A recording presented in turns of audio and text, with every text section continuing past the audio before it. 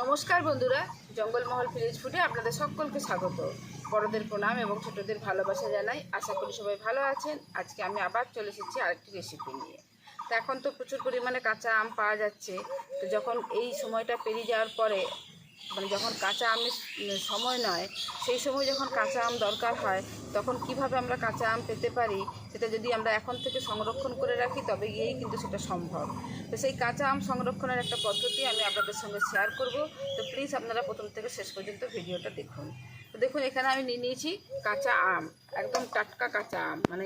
এই পদ্ধতিটা করার জন্য একদম সলিড কাঁচা আম নিতে হবে, যেন কোনো দাগ বা কোনো কিছু ডিফেক্ট না থাকে।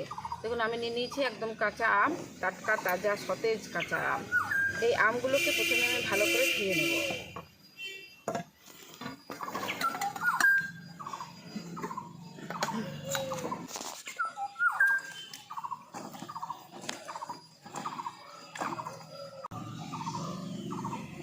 আমগুলো খুব ভালো করে ধুয়ে নিয়েছি। এরপরে আমগুলোকে খুব ভালো করে মুছে নিতে হবে, যেন আমের গায়ে একটুও জল না থাকে। তা আমি এরকম মার্কিন কাপড় একটা নিয়ে নিয়েছি। এর মধ্যে ভালো করে আমগুলোকে আমি ভালো করে মুছে নেব, যেন একটুও জলের অংশ না থাকে।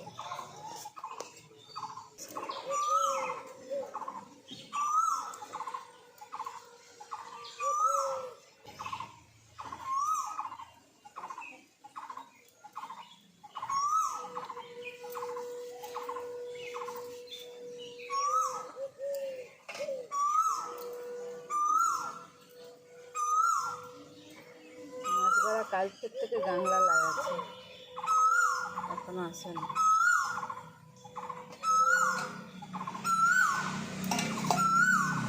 দেখুন, আমগুলোকে খুব ভালো করে আমি উকিল ডাকছি এখন। হ্যাঁ, গাছে। হ্যাঁ, কোন গাছে? এইখানে নয়, ওই দিকটায়, ওই গাছটায়।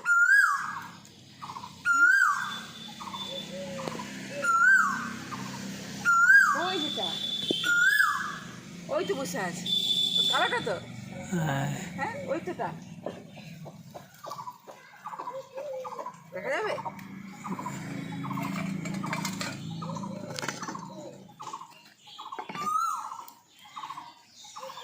এরপর আমি আমগুলোকে কেটে নিচ্ছি।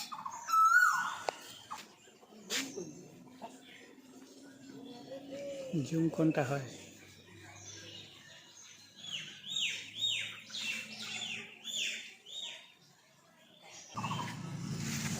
যে গেলাম বন্ধ করে দিল ডাকা।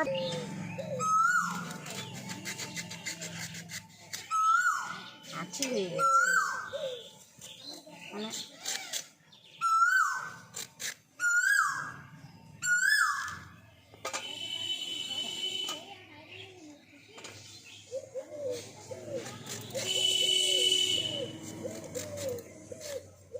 খোসা সহ কিন্তু কেটে নিতে হবে।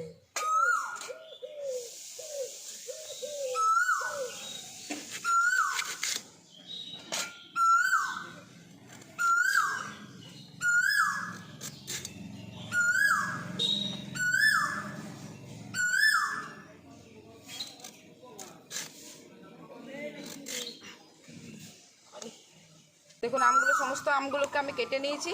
এরপর আরেকবার ভালো করে ধুয়ে মুছে নিচ্ছি, আরেকবার পরিষ্কার করে মুছে নিচ্ছি। তো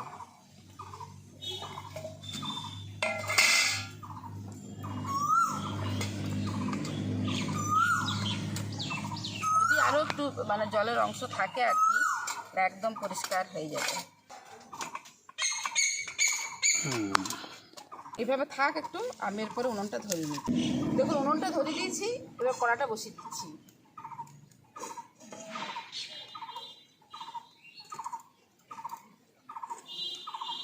মধ্যে দিয়ে দিচ্ছি মেপে মেপে আমি জল।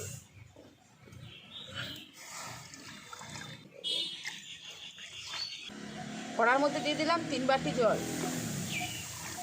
এখন এই জলটার মধ্যে যে আসল যে সিক্রেট, যে আমগুলোকে সংরক্ষণ করার যে পদ্ধতি, তাতে যে মেন ভূমিকা কিন্তু নুন। 3 বাটি আমি জল দিয়ে দিয়েছি, প্রায় হাফ বাটির ওপরে আমি দিয়ে দেবো নুন।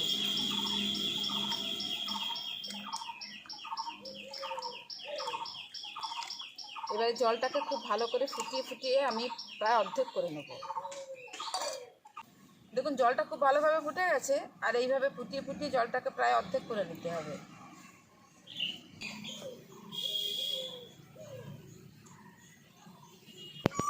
দেখুন জলটাকে ফুটিয়ে ফুটিয়ে অর্ধেকটা করে নিয়েছি, এরপর এটাকে আমি নামিয়ে নিচ্ছি। কি সুন্দর পাখি ডাকছে, তখন থেকে পাখি ডেকেই যাচ্ছে। জলটাকে নামিয়ে নিয়েছি, কিন্তু জলটাকে খুব ভালো করে ঠান্ডা করে নিতে হবে, তারপরে জারে ফেলতে হবে।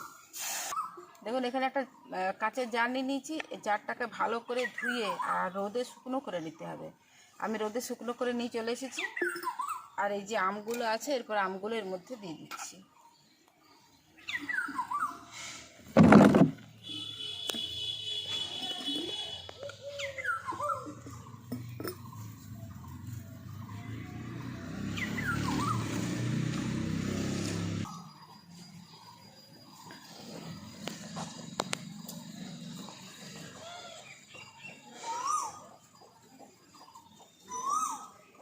তো গরম লাগছে, তার মধ্যে কোকিলটা ডেকে চলেছে। কোকিলটা আজকে কি ভেবেছে কে জানে। নুন আর জলটাকে যে ফুটিয়ে নিয়েছিলাম, জলটাকে আমি খুব ভালো করে ঠান্ডা করে নিয়েছি। এই দেখুন খুব ভালো করে জলটাকে ঠান্ডা করে নিতে হবে। এরপর অল্প অল্প করে আমি এই আমের উপর দিয়ে দিচ্ছি। আর অবশ্যই কিন্তু কাঁচের জার নেবেন, প্লাস্টিকের জার নেবেন না, তাহলে কিন্তু খারাপ হয়ে যাবে।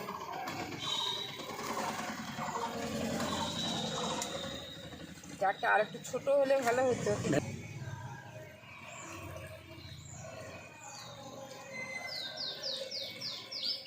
দেখুন জার আমের ওপরে জলটা দিয়ে দিয়েছি, এরপর আমি এটাকে চাপা দিয়ে রেখে দিচ্ছি।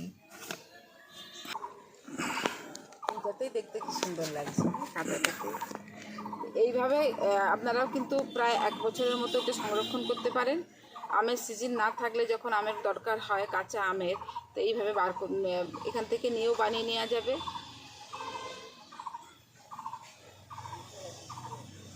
এরপর এটাকে আমি রেখে দিচ্ছি। মাঝে মাঝে ঢাকাটা খুলে একটু রোদে দিয়ে দিতে হবে, তাহলেই কিন্তু 1 বছর মতো সংরক্ষণ করা যাবে এটা। আর একটা জিনিস যেটা, যে আমাদের মা ঠাকুমাদের বা গ্রামীণ ভাষায় যেটা বলা হয় আর কি, বাসি কাপড়, শুকরি কাপড়, এঁঠো কাপড়, এতে কিন্তু এটা ছোঁয়া চলবে না। যেমন আচার, জ্যাম, জেলি দেখবেন বাসি কাপড়ে ছুলে কিন্তু বলে নষ্ট হয়ে যায় খুব তাড়াতাড়ি। তো এই বাসি কাপড়ে বা এঁঠো কাপড়ে, শুকরি কাপড়ে এটা ছোবেন না, তাহলেই দেখবেন 1 বছর সংরক্ষণ করে রাখা যাবে।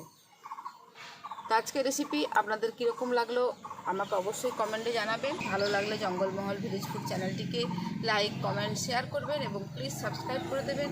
পাশে থাকা বেল আইকনটি প্রেস করবেন সবার আগে নোটিফিকেশান পাওয়ার জন্য। প্রত্যেকেই ভালো থাকবেন, সুস্থ থাকবেন, সাবধানে থাকবেন। আজকের ভিডিওটা আমি এখানেই শেষ করছি। আবার আপনাদের সঙ্গে দেখা হবে পরবর্তী আরেকটি ভিডিওতে।